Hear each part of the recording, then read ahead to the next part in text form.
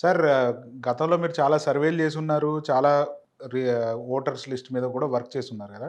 ఇప్పుడు రాహుల్ గాంధీ గారు ఏదైతే మొన్న లిస్ట్ బయట పెట్టారో డూప్లికేషన్ నంబర్సు ఓ ఓట్స్‌కిను, రియల్ ఫ్యాక్ట్స్‌కి అది ఎంతవరకు సాధ్యం? ఎంతవరకు అసాధ్యం sir? First of all sir, ఇదేమి ఫస్ట్ ఎలక్షన్ కాదు.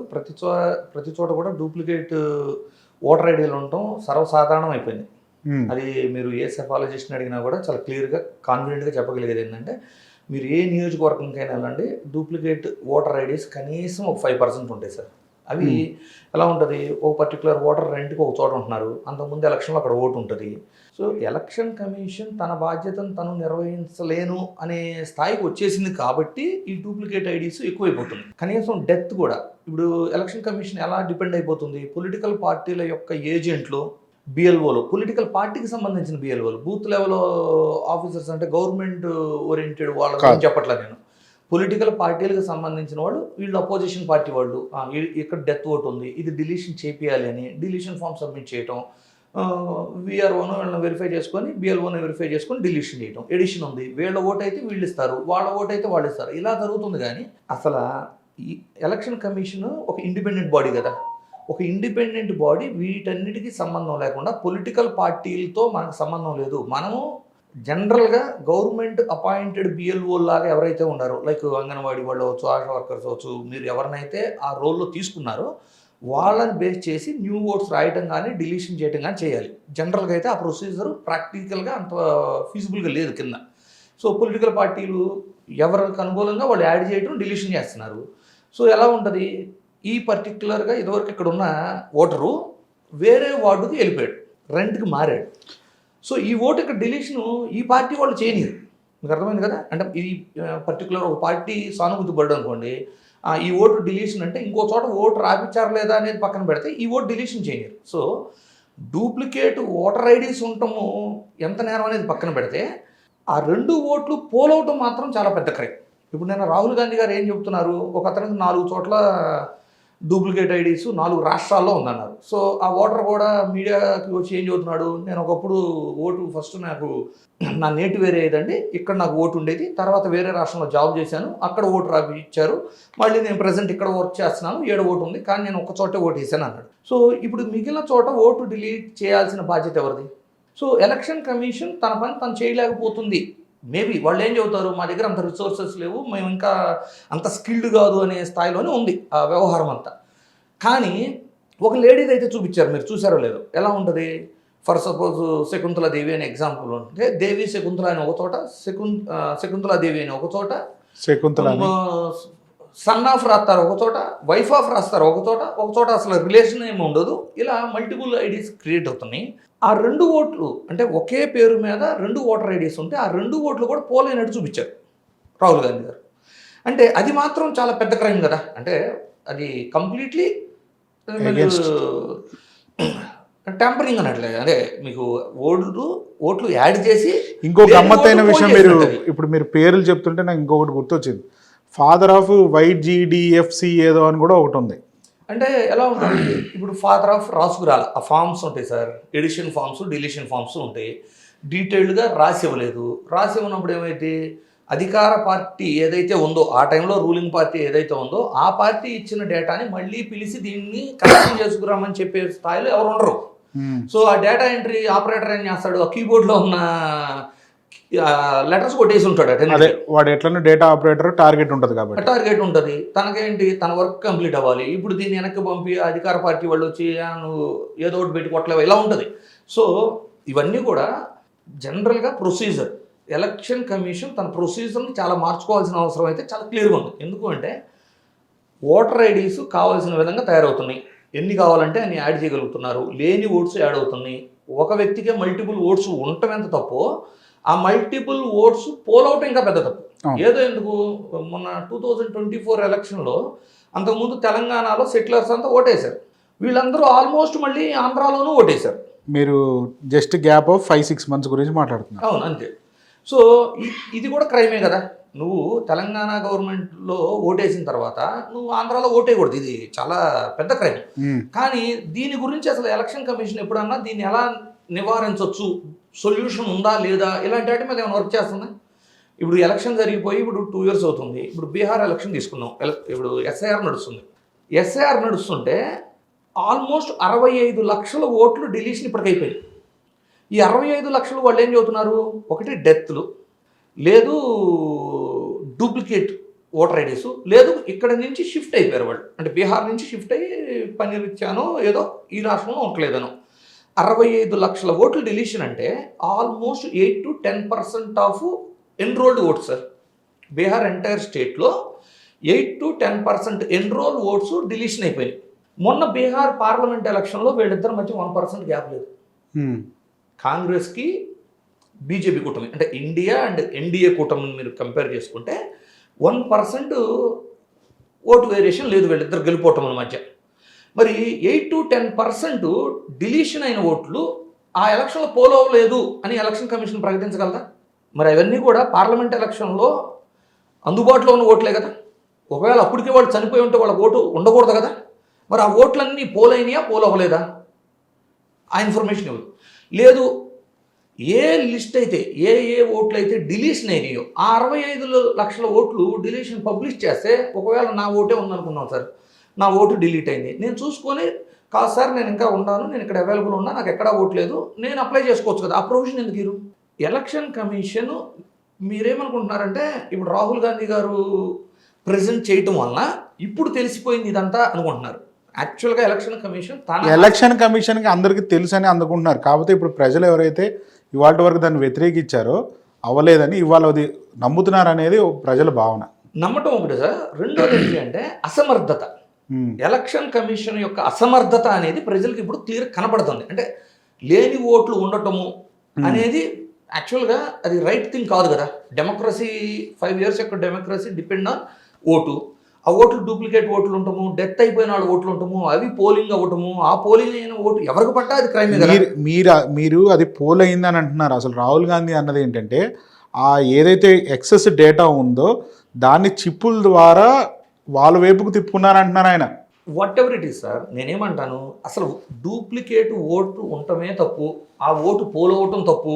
మీరు ఇక ఈవీఎం లోపల ఇప్పుడు చూడండి, ఈవీఎంలో చిప్ ఉంటుంది కదా, చిప్లో కోడింగ్ ఎలా రాయాలంటే అలా రాయచ్చు సార్. ఇప్పుడు క్యాలిక్యులేటర్ ఉంది సార్, మీకు అర్థమయ్యేలా నేను చెప్తానండి. 2 + 2 = 4 అని రాస్తే 4 వచ్చింది.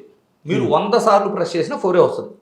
ఈవీఎంల మీద రీకౌంటింగ్లో వేరే పార్టీ గెలిచింది. మరి 2 + 2 100 సార్లు కొట్టినా 4 రావాలి కదా. రీకౌంటింగ్ చేసినా ఫస్ట్ ఎవరైతే గెలిచారో వాళ్ళే గెలవాలి కదా. ఈవీఎం రీకౌంటింగ్లో రెండో పార్టీ గెలిచినప్పుడు మరి ఈవీఎంలో తప్పులు ఉన్నట్లా లేనట్లా ఒక పాయింట్. రెండోది, ఈవీఎం లోపల కోడ్ ఏదైతే రాశారో ఆ కోడ్ను బట్టి డిస్ప్లే చేస్తుంది. ఇప్పుడు మీకు ఇంకొక ఎగ్జాంపుల్ చెబుతా. మీకు స్మార్ట్ వాచ్ ఉందనుకోండి, ఈరోజు టైం చూపిస్తుంది. ఒక 3 days మీరు ఛార్జింగ్ పెట్టలేదు, స్విచ్ ఆఫ్ అయిపోయింది. మళ్ళీ ఛార్జింగ్ పెట్టాం, స్విచ్ ఆన్ అయిన తర్వాత 3 రోజుల క్రితం నుంచి స్టార్ట్ అవుతా, లేదు అంటే ఈరోజు టైం చెప్తుందా? ఈరోజే టైం చెప్పింది.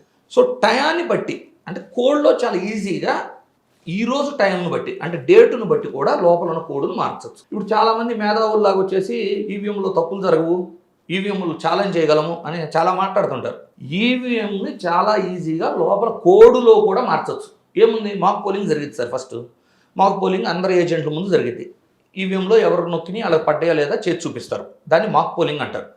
అది అయిపోయిన తర్వాత పోలింగ్ జరిగింది. పోలింగ్ అయిపోయిన తర్వాత మేబీ నేను లోపల చిప్లో ఏం రాస్తాను, 45 రోజులు టైం ఉంది ఎలక్షన్కి. ఒక వారం రోజుల తర్వాత పర్టికులర్ ఈ డేట్ తర్వాత వీళ్ళకి పడ్డ ఓట్లు కూడా కొంత పర్సంటేజ్ అటుపక్క అపోజిషన్కి యాడ్ చేయమని కోడింగ్ రాశాను నేను. రాసి చూపించింది సార్, అది టెక్నాలజీ. యాజ్ సింపుల్ అది. దీనికి ఎక్కడి నుంచో హ్యాక్ చేయాలి, RFIDలు చాలామంది చెబుతుంటారు, హ్యాక్ చేయాలి, ఏడ నుంచో చేశారు, ఎక్స్ట్రా ఈవీఎంలు తెచ్చి రీప్లేస్ చేశారు. ఈవీఎంలు రీప్లేస్ చేయలేదు సార్. ఎందుకంటే ఈవీఎంకి ప్రతి పార్టీ తన ఏజెంట్ కూడా ఒక సీల్ వేసుకోవచ్చు. గవర్నమెంట్ వేసే లక్కతో వేసే సీలే గవర్నమెంట్కు సంబంధం లేకుండా ప్రతి పార్టీ వాళ్ళు కూడా ఒక సీల్ వేసుకోవచ్చు. సో అవన్నీ స్ట్రాంగ్ రూమ్లో ఉంటాయి. పార్టీ వాళ్ళు కూడా కొంచెం సూపర్వైజ్ చేసుకుంటారు. ఈవీఎంలు రీప్లేస్మెంట్లు చేసేంత జరగదు. ఈవీఎం లోపల మైక్రో కంట్రోలర్ చిప్ ఏదైతే ఉందో ఆ చిప్లో రాసే కోడింగ్ను ఆధారం చేసుకొని ఒకళ్ళకి పడ్డ ఓట్లను ఇంకొకరికి మనం ట్రాన్స్ఫర్ చేసి చూపించచ్చు. అందుకని మైక్రో కంట్రోలర్ కోడింగ్ ఏమి రాశారో అది చూపినంతసేపు వాటిని నమ్మలేము అంటారు. చివరికి జేడి లక్ష్మీనారాయణ గారు కూడా ఏమంటారు, అది చూపినప్పుడు అది ఎలా అంటే కొంచెం వాటి మీద నాలెడ్జ్ ఉన్నా ఎవరైనా చెప్పగలరు. అది ప్రాబ్లం ఉంది. అంటే అసలు మీకు వెరిఫికేషన్ ఎన్ని రకాలుగా చేయాల్సి వస్తుంది. ఈవీఎం మీద చేస్తే అది. ఇప్పుడు వీవీప్యాట్ స్లిప్స్ ఉన్నాయి సార్. మీ బ్యాలెట్ ఓటు ఈ వీవీప్యాట్ స్లిప్ ఆల్మోస్ట్ ఈక్వల్ కదా. అవును. ఎందుకంటే నేను ఓటేసాను, నా కళ్ళ ముందు నేను ఎవరికి ఓటేసానో డ్రాప్ బాక్స్లో వెళ్ళి పడింది. ఆ డ్రాప్ బాక్స్లో పడ్డ వీవీప్యాట్ స్లిప్పులు లెక్క పెడితే ఇది ఆల్మోస్ట్ బ్యాలెటే కదా. ఇప్పుడు ఈవీఎంకి ఎలా అయితే లక్క సీల్ వేసుకున్నామో అవే సీలు ఏజెంట్లు కూడా వాటికి వేసుకుంటారు. సో ఎక్స్ట్రా ఓట్లు అక్కడ యాడ్ చేయలేము కదా. స్లిప్లు యాడ్ చేయాలి అంటే సీల్ ఓపెన్ చేయాలి కదా. దానికి సీల్ ఓపెన్ చేయటము అంటే తెలిసిపోతుంది. సో ఆ వీవీప్యాట్ స్లిప్పులు లెక్క పెట్టమంటే మేము లెక్క పెట్టలేమన్నారు. ఇప్పుడు ఎలక్షన్ కమిషన్ యొక్క అసమర్థత రాహుల్ గాంధీ గారు ప్రజెంట్ చేసిన తర్వాత ప్రజలకు ఏంటంటే వాళ్ళు సరిగ్గా పని చేయలేకపోతున్నారు. వాళ్ళు ఇప్పుడు కూడా ఏం చెబుతారు, మా దగ్గర తగినంత రిసోర్సెస్ లేరు అని చెప్తారు. అసలు మీకు ఏడదాకా ఎందుకండి, పార్లమెంటు ఎన్నికల కంటే ముందు వీవీప్యాట్ స్లిప్పులు లెక్క పెట్టాలి అని సుప్రీంకోర్టుకి వెళ్తే కొంతమంది, ఎలక్షన్ కమిషను మా దగ్గర అంత రిసోర్సెస్ లేవు మేము చేయలేమంది.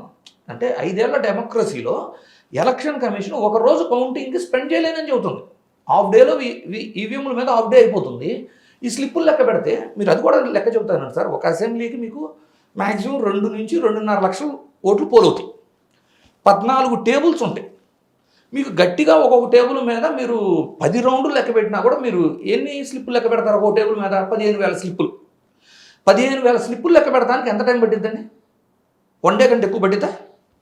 అంటే ఒక రోజు మేము పని చేయలేము అని ఎలక్షన్ కమిషన్ తన అసమర్థతని, దీని అసమర్థత అనరా, తమ అసమర్థతని సుప్రీంకోర్టు ముందు చెప్పేశారు.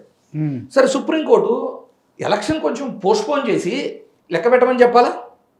లేదు, సరే అయిపోయింది ఏదో అయిపోయింది, నెక్స్ట్ టైం కన్నా ఈ ప్రొసీజర్లోకి ఇంప్లిమెంట్ చేయాలి, స్టాండర్డ్ ఆపరేటింగ్ ప్రొసీజర్స్లోకి మార్చుకోవాలని నేను చెబుతుందా? నువ్వు నా పనిని నేను చేయలేను అని చెప్పిన తర్వాత కూడా ఇంతకంటే బెటర్ సొల్యూషన్ లేనట్టు అదే పద్ధతిలో ఎన్నిక నడుపుతున్నప్పుడు విశ్వసనీయత ఎక్కడ ఉంది అసలు ఎలక్షన్ కమిషన్ మీద? ఇక్కడ సోషల్ మీడియాలో వచ్చే కామెంట్స్ ఏంటంటే, గెలిచిన అప్పుడేమో మాట్లాడలేదు రాహుల్ గాంధీ, ఓడిపోయిన తర్వాత మాట్లాడుతున్నాను అన్నాడు. గెలుపు ఓటములు కదా సార్. ఇప్పుడు చాలామంది ఏమంటారంటే ఆంధ్రాలో కూడా జరిగింది, ఒరిస్సాలో కూడా జరిగింది, వీటన్నిటి గురించి ఎందుకు మాట్లాడట్లేదు రాహుల్ గాంధీ, ఇలా చాలా ఎలిగేషన్స్ మాట్లాడుతూ ఉంటారు. గెలిచినప్పుడు వాళ్ళ టైంలో ఈవీఎం స్టార్ట్ అయింది, ఇప్పుడు కాదు, మరి అప్పుడు ఎట్లా గెలిచారు, ఇట్లా చాలా ఎలిగేషన్స్ ఉన్నాయి. సరే, వాళ్ళు తప్పు చేశారు వీళ్ళు తప్పు చేశారని ప్రజలు యాక్సెప్ట్ చేస్తా కూర్చున్నామా? మన ఓటుకు విలువదా? ఎవరైనా గెలవనివ్వండి, మన ఓట్లు న్యాయబద్ధంగా మనం వేసిన ఓట్లతో గవర్నమెంట్ ఎవరైనా ఫామ్ చేయనివ్వండి.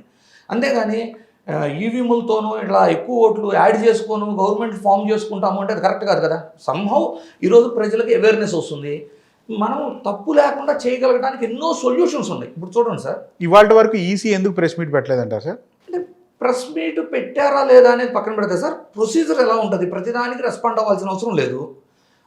వాళ్ళు ఛాలెంజ్ చేసింది కూడా కరెక్ట్గానే ఉంది. ఎలక్షన్ కమిషన్ ఏంటి, అఫిడవిట్ రూపంలో ఇవ్వండి, లేదు హైకోర్టుకి వెళ్ళమన్నారు. కరెక్టే. ఇప్పుడు నా మీద నిందేశారనుకోండి సార్, నేను యాక్సెప్ట్ చేస్తానా? చేయను కదా.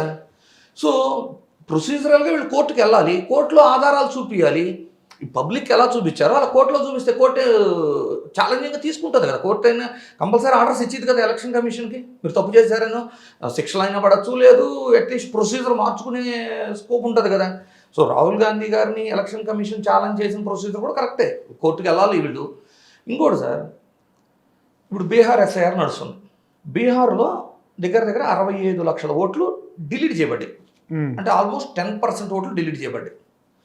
మీరు మహారాష్ట్ర ఎలక్షన్ జరిగింది, పార్లమెంటు ఎన్నికలు అయిపోయినా కేవలం 4 నెలల సమయంలోనే మహారాష్ట్ర ఎన్నికలు జరిగింది.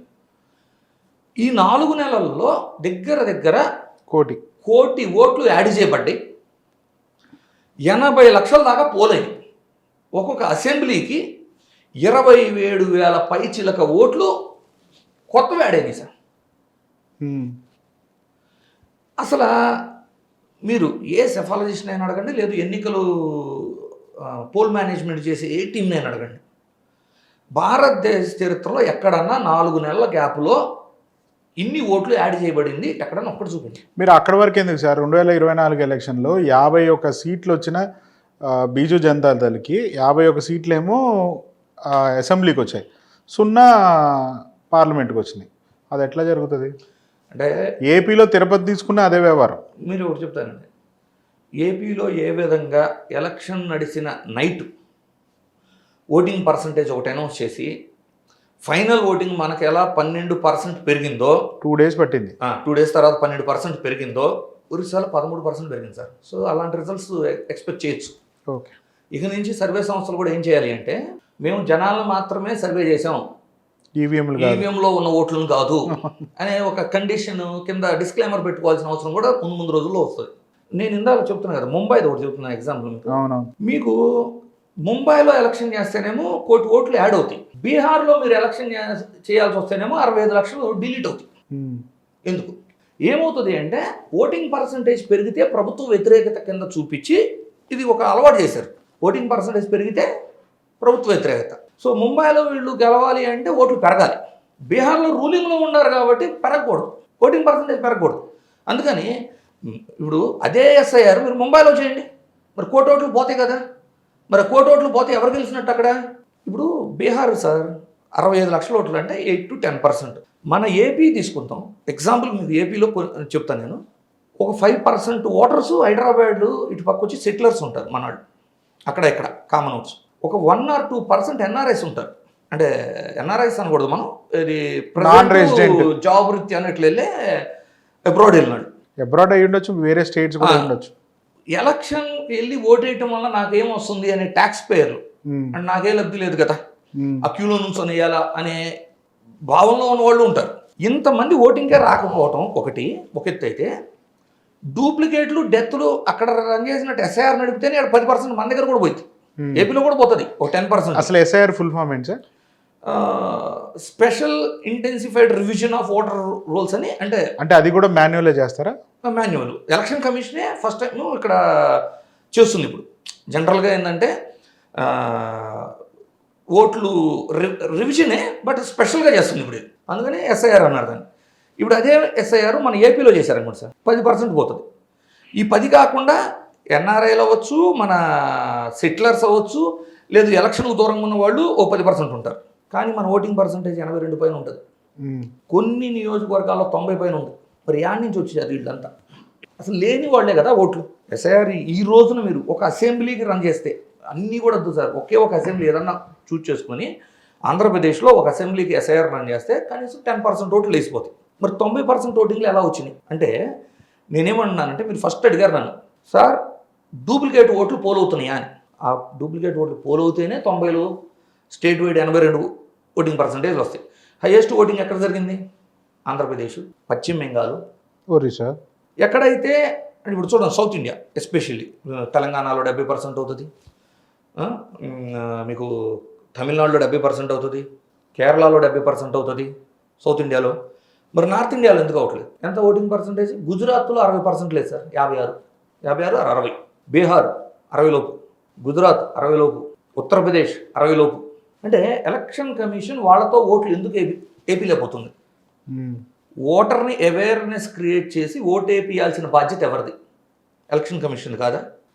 సో ఇప్పుడు మళ్ళీ జనగణన కులగణన అని స్టార్ట్ చేశారు. ఇప్పుడు ఏం చేయబోతారు? ఈ జనగణన త్రూ చేసి ఈ నార్త్ ఇండియాలో ఎక్కువ జనం ఉండారు, అందువలన సీట్లు ఎక్కువ కావాలంటారు. ఇది మరొకసారి సౌత్ ఇండియాని మోసం చేయటం. అసలు లేరు కదా, మీ దగ్గర జనం ఉంటే ఓట్లు వేయాలి కదా. మీరు 60% పోలింగ్ అవట్లా. సరే బీహార్ అంటే వలసలు వస్తున్నారు, పనులు చేస్తున్నారు అనుకున్నాం సార్. గుజరాత్లో 60% లోపు ఎందుకు ఉంది? గుజరాత్ హైలీ డెవలప్డ్, నరేంద్ర మోడీ గారు అసలు దేశంలో ఏ రాష్ట్రాన్ని చేయనంత అభివృద్ధి చేశారనే కదా ప్రమోషన్ అంతా. అక్కడేమి అర్బన్ కల్చరు, ఇప్పుడు ఒక హైదరాబాద్ లాంటి సిటీనో, ఒక చెన్నై లాంటి సిటీనో, ముంబై లాంటి సిటీనో, కలకట్టా లాంటి సిటీ ఏమైనా ఉందా? అంటే అర్బన్లో అంటే వాళ్ళు ఓటేయడానికి ఎక్కువ రావట్లేదు కాబట్టి పోలింగ్ పర్సంటేజ్ తగ్గింది అని చెప్పడానికి గుజరాత్లో ఈ రేంజ్ ఒక మెట్రో సిటీ ఏమైనా ఉందా? మరి 60% లోపు ఎందుకు ఉంది? అంటే వాళ్ళకి అవేర్నెస్ క్రియేట్ చేయడంలో ఎలక్షన్ కమిషన్ ఫెయిల్ అయినట్ట. డూప్లికేట్ ఓట్లు యాడ్ చేయలేదేమో సార్. ఒకటి యాడ్ చేసి ఉండకపోవచ్చు, లేదు యాడ్ చేసిన వాళ్ళు వచ్చి ఓటేయట్లేదు. సో బేసికల్లీ ఏంటంటే, ఫస్ట్ ఆఫ్ ఆల్ జనగణన అయిన తర్వాత అవచ్చు, నెక్స్ట్ ఎలక్షన్స్ లోపు అయినా కానీ దొంగ ఓట్లు లేకుండా ఆథెంటికేటెడ్గా, ఇప్పుడు ఒక ఎయిర్టెల్ తీసుకోండి సార్, మనం ఒక సిమ్ తీసుకోవాలి, ఒక సిమ్ కార్డు తీసుకోవాలి సార్. ఓ సిమ్ కార్డు తీసుకోవాలన్నా కూడా ఆధార్ వెరిఫికేషన్ బయోమెట్రిక్ చేస్తున్నాము. ఏది ఇప్పుడు ఎలక్షన్ కమిషన్ మన బీహార్లో ఏమని అబ్జెక్ట్ చేస్తుంది? ఆధార్ని ఓన్లీ ఒక గుర్తింపు కార్డు కానీ చూస్తాం, ఆధార్ను కూడా డూప్లికేట్ చేస్తారు అంటుంది. సరే ఆధార్ను డూప్లికేట్ చేశారు, బయోమెట్రిక్ వెరిఫికేషన్ కూడా డూప్లికేట్ చేయగలరా? చేయలేరు కదా. మీకు ముందు ఓటర్ ఐడిని ఆధార్తో ఇంటిగ్రేట్ చేసి ఎలక్షన్కి నువ్వు 60 లక్షల ఈవీఎంలు కొంటావు, నువ్వు లెక్కించకపోయినా వీవీప్యాట్ స్లిప్లు ప్రింటింగ్ Machine లో మిషన్ పెడతావు. ఇంటిగ్రేషన్ అయ్యి ఒక 60 లక్షలు కొంటావు. బయోమెట్రిక్ పెట్టండి బాస్, బయోమెట్రిక్ పెట్టండి, బయట తమ్మేస్తాము, డిస్ప్లే వస్తుంది ఓటర్ ఐడి, అవి ఒక చోట ఓటేసాం మనం, ఆటోమేటిక్గా రెండో చోట రిజెక్ట్ చేసిద్ది. టెక్నాలజీ, ఇండియాలో లేని టెక్నాలజీ ఏంటి? బయోమెట్రిక్ మిషన్లు ఎక్కడ లేవు. అంటే ఒక్క తప్పు కూడా జరగకుండా దేశం అంతా ఒక్క డూప్లికేట్ ఓటు కానీ ఒక దొంగ ఓటు కానీ పడకుండా ఎలక్షన్ చేయగలిగే సొల్యూషన్స్ ఉండా కూడా ఆ దిశగా ఎందుకు అడుగులు వేయట్లేదు? సుప్రీంకోర్టు దగ్గరికి వెళ్ళి ఒక రోజు మేము పనిచేయలేము అని చెప్పే అంటే వాళ్ళ యొక్క ఫెయిల్యూర్ని, వాళ్ళ యొక్క ఇన్క్యాపబిలిటీని చెప్పే స్థాయిలో ఉన్నప్పుడు లెట్ దెమ్ రిజైన్ కదా. ఇంకెవరన్నా క్యాపబుల్ పర్సన్ వచ్చి ఇంకా బెటర్ ఎలక్షన్ రన్ చేస్తారేమో. అది ఇండిపెండెంట్ ఆర్గనైజేషన్ కదా సార్, ఎట్లా రన్ చేస్తారు? ఇండిపెండెంట్ ఎప్పటి వరకు సార్? మొన్న ఎలక్షన్ ముందు వరకు ఇండిపెండెంట్ బాడీ. అవును. ఎందుకంటే ఈ ఇండిపెండెంట్ బాడీని కూడా రూలింగ్ గవర్నమెంట్ తనకి అనుకూలంగా అనుకూలంగా చైర్మన్గా ఎన్నుకుంటున్నారని అబ్జెక్ట్ చేసిన తర్వాత ప్రపోజల్ ఏమైంది? ముగ్గురిని తీసుకొచ్చారు. ముగ్గురు ఎవరు? ఒకటి పాలకపక్షం, ఒకటి PM, 2 leader of opposition LOP, మూడోది ఎవరు? సిజేఐ. కానీ అది జరిగిందా? అంటే తప్పు ఎక్కడ స్టార్ట్ అవుతుందో అప్పుడే స్టార్ట్ అయినాయి. ఎట్లా అంటే పార్లమెంట్ అపోజిషన్ లీడర్ని తీసేసి గవర్నమెంట్లో ఇంకొక ఓటుని యాడ్ చేసుకుంటే ఒక మంత్రిని, రూలింగ్ పార్టీ తమకు అనుకూలమైన వ్యక్తిని ఈసీఐ చైర్మన్గా ఎన్నుకున్న తర్వాత, చీఫ్ ఎలక్షన్ ఆఫీసర్గా ఎన్నుకున్న తర్వాత అది ఇండిపెండెంట్ బాడీ ఎలా అయింది అసలు? ఇక టీఎన్ శేషన్ లాంటి వాళ్ళు ఎవరన్నా రావాలేమో. కాదు సార్, ప్రజల్లో అవేర్నెస్ వచ్చే కొద్దీ ఆబ్వియస్లీ డెఫినెట్లీ ఆ వ్యతిరేకత అనేది మార్పుని తీసుకొస్తుంది. డెఫినెట్లీ పీపుల్ అవేర్ అవ్వాలి. ఇప్పుడు ఎట్లా ఉందంటే వీటి గురించి ఎవరు డిస్కస్ చేస్తున్నా కూడా పార్టీల పరంగా తిట్టుకుంటున్నారు. అంటే బీజేపీ వాళ్ళు ఏమంటారు, గెలవలేక మీరు ఇలా మాట్లాడుతున్నారు. ఇప్పుడు గెలుపోవటం ముందు కాదు ఇది సమస్య. దొంగ ఓట్లు పడకుండా ఎలక్షన్ చేయాలి, అది ఎవరి బాధ్యత? Election commission. అలా నిర్వహించగలిగితే అది గెలుపైంది. మీరు సినిమాలు చూసాం, చప్పట్లు కొడతారు. ఒకే ఒక ఓటు, తన ఓటు ఎవరో డూప్లికేట్ చేశారని విజయ్తో ఒక పెద్ద హిట్ కూడా ఉండేది సినిమా. ఒక్క ఓటు గురించి రీపోలింగ్ జరిగే అంత స్థాయిలో సినిమా చూసి హిట్ చేసి చప్పట్లు కూడా కొడతారు. కట్ చేస్తే మన నియోజకవర్గంలో మనం ఎన్నుకునే కాడ ఒక 25,000 30,000 డూప్లికేట్ ఓట్లు ఉండే, దొంగ ఓట్లు ఉన్నాయి అంటే పార్టీ పరంగా మాట్లాడతారు. సో ఫస్ట్ ఎడ్యుకేట్ అవ్వాల్సింది ఎవరు? ఓటర్స్ ఎడ్యుకేట్ అవ్వాలి. మనం ఎవరైనా కానివ్వండి, అది బీజేపీ వస్తుందా, కాంగ్రెస్ వస్తుందా, థర్డ్ ఫ్రంట్ వస్తుందా, ఎవరైనా రానివ్వండి, అది మన ఓటుతో మనం డిసైడ్ చేసుకోగలిగితే దాన్ని ప్రజాస్వామ్యం అంటారు. ప్రపంచంలో అతిపెద్ద ప్రజాస్వామ్య దేశం అని చెబుతాం. సాఫ్ట్వేర్ ఇంజనీర్లు ప్రపంచంలో హైయెస్ట్ నెంబర్స్ ఉందో మన దేశమే. ఇప్పుడు ఎలక్షన్లో ఒక్క దొంగోటు కూడా పడకుండా ఎలక్షన్ చేయగలిగే సామర్థ్యము, సొల్యూషన్స్ ఉండి చేయట్లేదు అంటే ఎందుకు చేయట్లేదు అనే అవేర్నెస్ ప్రజలకు రావాలి. ఎందుకంటే తప్పు చేయాలి అనే ఇంటెన్షను, తప్పుని ఎలా చేయాలి అప్పుడే అనేటప్పుడే వాళ్ళు ఈ లూప్ హోల్స్ అని అలా ఉంచుతున్నారు. ఇక్కడ మీకు ఒక చిన్న విషయం అడుగుతాను. మీరు ఇన్నిసార్లు సర్వే చేశారు అంటే మీరు ఇండివిజువల్ మ్యాన్ టు మ్యాన్ చేశారు కాబట్టి ఏదైతే ఇవాళ ఏపీలో రిజల్ట్స్ రిఫ్లెక్ట్ అవుతున్నాయో అంత వ్యతిరేకత ఉందా? లేదు కదా సార్, లేదని మేము మళ్ళీ చెప్తా. ఇంకోటి మీరు ఇందాక అడిగారు కదా, పెనమలూరు కాన్స్టిట్యున్సీలో బిఫోర్ ఎలక్షన్స్ ఓన్లీ ఎక్సెల్ డేటాలో పేరును బేస్ చేసి 12,700 పైచిలకు డూప్లికేట్ ఐడీస్ మేము ఐడెంటిఫై చేసాం. ఎన్ని డేస్ బిఫోర్ సార్? అది ఎలక్షన్కి 1 వీక్ బిఫోర్ ఉంటుంది. ఎందుకంటే మీకు ఇప్పుడు కూడా మీరు నెట్లో సెర్చ్ చేసుకుంటే జోగి రమేష్ గారు ప్రెస్ మీట్ కూడా ఉంటుంది. ఈ దొంగ ఓట్లు వాళ్ళు ఓట్లు వేయడానికి వస్తే మాత్రం పట్టుకుంటాం, కేసులు ఫైల్ చేస్తామని జోగి రమేష్ అప్పుడు అక్కడ కంటెస్ట్ చేసి ఉన్నారు వైఎస్ఆర్సీపీ తరఫున. ఆ డేటా పట్టుకుని మాట్లాడిన వీడియో కూడా మీకు ఇంటర్నెట్లో ఉంటుంది. 12,700 పైచీలకు డూప్లికేట్ ఓట్స్ ఓన్లీ ఎక్సెల్లో డోర్ టు డోర్ ఐడెంటిఫై చేస్తే ఇంకెక్కువ ఉంటాయి సార్. ఇవి కాక విజయవాడ ఈస్ట్లో ఉన్న ఎవరికైతే ఓట్లు ఉంటాయి వాళ్ళకే మళ్ళీ పెనమలూరులో ఉంటాయి. మళ్ళీ పెనమలూరులో ఓట్లు ఉన్న వాళ్ళకే గన్నవరం కాన్స్టిట్యున్సీలో ఉంటాయి. అంటే ఎగ్జిస్టెంట్ కాన్స్టిట్యున్సీలో నేమ్స్ మ్యాచ్ అవుతాయా సార్? నేమ్స్ మ్యాచ్ అవుతాయి. సో ఇవి ఉంటాయి. ఇవి కాక పోరంకి లాంటి కాన్స్టిట్యున్సీలో ఇంటికి ఒకటి ఫారిన్లో ఉంటారు. ఇన్ని ఉన్న కాన్స్టిట్యున్సీలో కూడా ఓటింగ్ పర్సంటేజ్లు ఏమో అంటే మీకు నేను ఉజ్జాయింపుగా ఇప్పుడు చెప్పినవి 10% పైన ఉంటాయి. మరి 80% ఓటింగ్లు ఎక్కడి నుంచి పోలవుతున్నాయి? ఆ ఓట్లన్నీ పడ్డట్టే కదా. మీకు అప్పుడు వీడియోలు కూడా ఉంటాయి సార్. మీకు పోరంకిలో దొంగ ఓటర్స్ని కొట్టుకొని వాళ్ళంతా చాలా మరి ఆ దొంగ ఓట్లు వేయడానికి వచ్చిన వాళ్ళ మీద ఒక్కళ్ళ మీద కేసు ఏడాది ఫైల్ అయిందేమో. మీరు ఛాలెంజ్ ఇది ఒకవేళ ఎట్లయిపోతున్నాయి అంటే న్యాయస్థానాలు కూడా సార్ ఇప్పుడు ఒక రూలింగ్ పార్టీ ఉంది, రూలింగ్ పార్టీ వాళ్ళ మీద కేసులు ఉండ ఈ 5 ఏళ్ళు ఆ కేసులు కదలవు. రేపు అపోజిషన్లో ఉన్న వాళ్ళు రూలింగ్కి వస్తారు, వాళ్ళ మీద కేసులన్నీ మళ్ళీ 5 ఏళ్ళు కదలవు. అంటే ఇండిపెండెంట్ బాడీస్ అనేవి పొలిటికల్ పార్టీస్కి ఫేవర్గా తయారైపోయింది ఇప్పుడు ఇండియా. సో ఇప్పుడు మనం ఇండియాలో ఇండిపెండెంట్ బాడీస్ ఉన్నాయి అనే మాట వాడటమే తప్పిక. అది చంద్రబాబు, ఇటు పక్క జగన్మోహన్ రెడ్డి, అందరూ అందులో ఎవరు అతీతులు కాదు, అందరికీ అదే రూల్. ఏంటంటే వాళ్ళ మీద కేసులు ఉంటాయి, ఈ 5 ఏళ్ళు వాళ్ళ మీద ఉండవు. మళ్ళీ వాళ్ళు వచ్చారనుకోండి, వాళ్ళ మీద 5 ఏళ్ళు కేసులు ప్రొసీడింగ్స్ ఉండవు.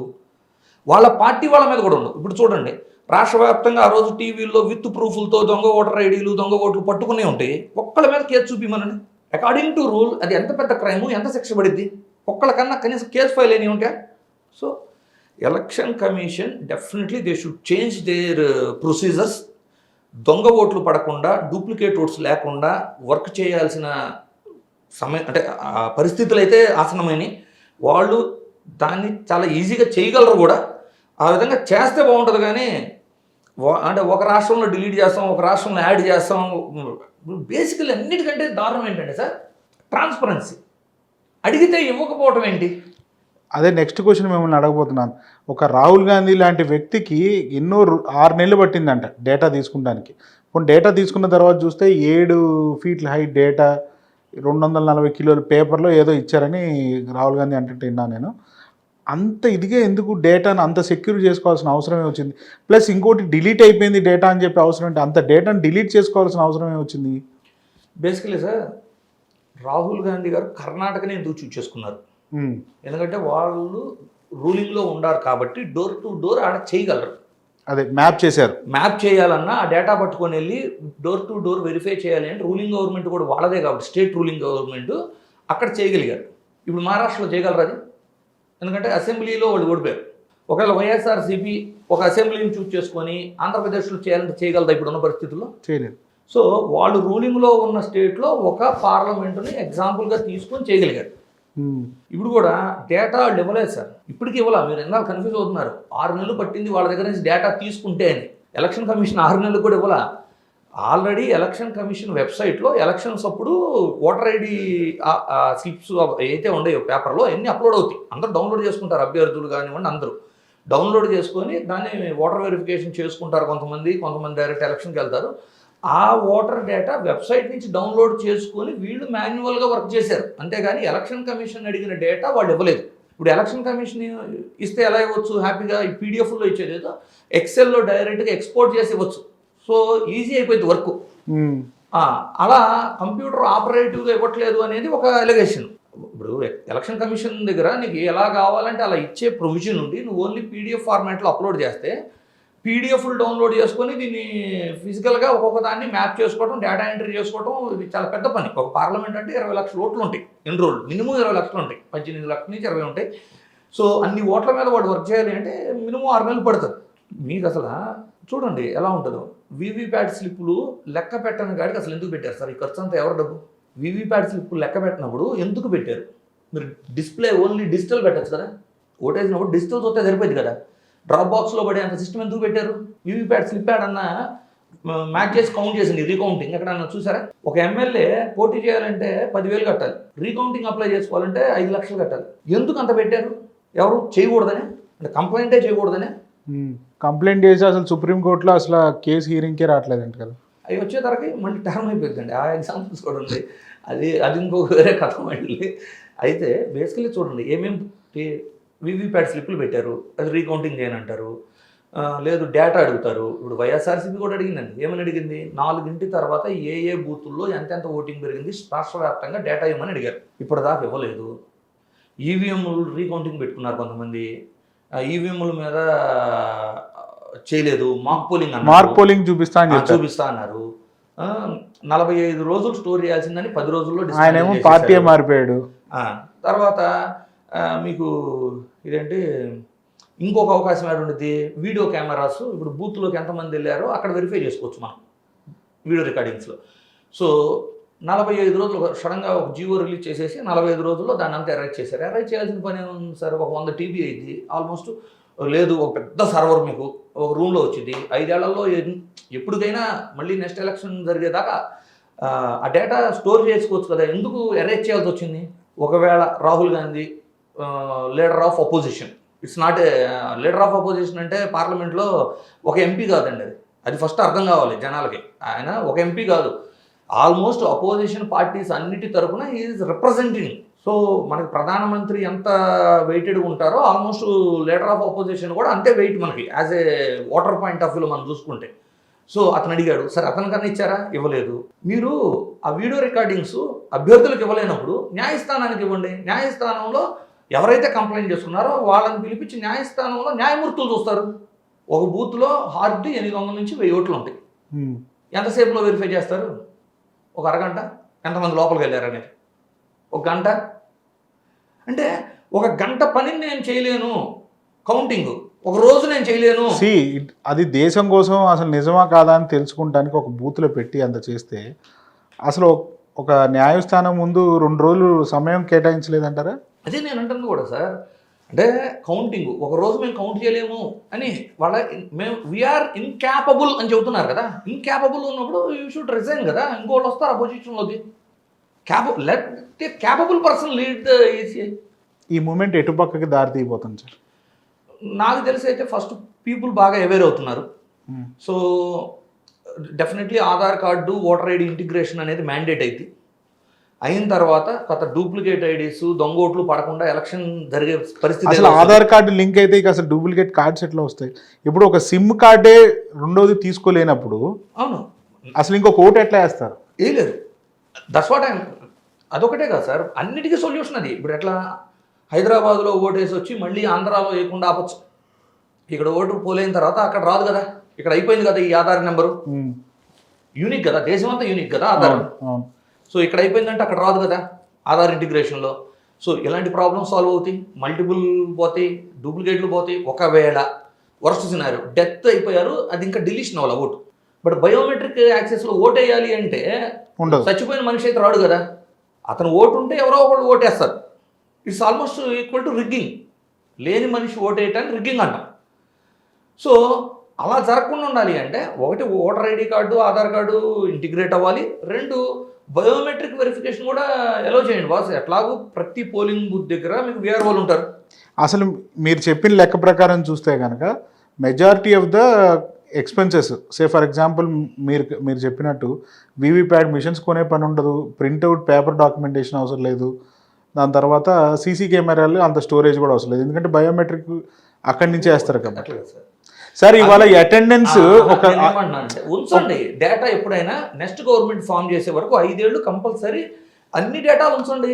అంత మరి అంటే అన్ని రకాల ఫ్రీ స్కీమ్లు ఇస్తాం, ఫ్రీ బీస్ ఇస్తాం, అన్నీ ఇస్తాము. ఎలక్షన్కి అయ్యే ఖర్చును మాత్రమే మీరు అంటే 45 రోజుల మించి దాయలేనంత ఖర్చు ఏముంటుంది సార్? ఒక 1000 రోజుల్లో పడేయచ్చు కదా సెక్యూరిటీ పెట్టి, 5 సంవత్సరాలు పెట్టచ్చు. రెండోది ఇప్పుడు ఈవీఎంలు ఉండే సార్, 60 లక్షలు ఈవీఎం అంటున్నారు. అసలు 7 ఫేజుల్లో ఎలక్షన్ చేసేటప్పుడు 60 లక్షలు ఈవీఎంలు ఎందుకు మీకు? మీరు వీవీప్యాట్ స్లిప్పులు లెక్క పెడితే 100% వీవీప్యాట్ స్లిప్పులు లెక్క పెడితే 20 లక్షల ఈవీఎంలో మీరు రొటేట్ చేసుకోండి 7 ఫేజెస్లో. 7 ఎలక్షన్ అయిపోయింది, ఈవీఎం తీసుకెళ్ళిపోండి, అవసరం లేదు కదా, మళ్ళీ మ్యాప్ చేసుకోండి నెక్స్ట్ ఎలక్షన్కి. మీరు వీవీప్యాట్ స్లిప్పులు లెక్క పెడితే ఈవీఎం మిషన్లు 20 లక్షలు ఇస్ గుడ్ ఎనఫ్.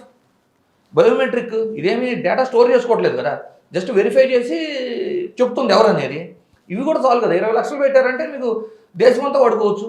ఇక్కడ నిన్న ఒక ప్రముఖ నేత మాట్లాడుతూ అయోధ్యలో రామ మందిరం కట్టిన బీజేపీయే అయోధ్యలో ఓడిపోయింది, నేను ఇంత పని చేసి నా మీద గెలిచిన వ్యక్తి అసలు ఇంతవరకు రోడ్డు మీద నిలబడితేనే అతను గుర్తించారు, నేను ఓడిపోతే నాకు పెద్ద ఆశ్చర్యంగా ఉందని చెప్పి కామెంట్ చేశారు. అంటే ఒకటి సార్, గెలుపోటముల గురించి ప్రస్తావన అనేది నేను ఇప్పుడు తీసుకురాట్లా. ఎందుకంటే ఎలక్షన్ సవ్యంగా జరగలేదు అని నేను చాలాసార్లు మాట్లాడున్నా.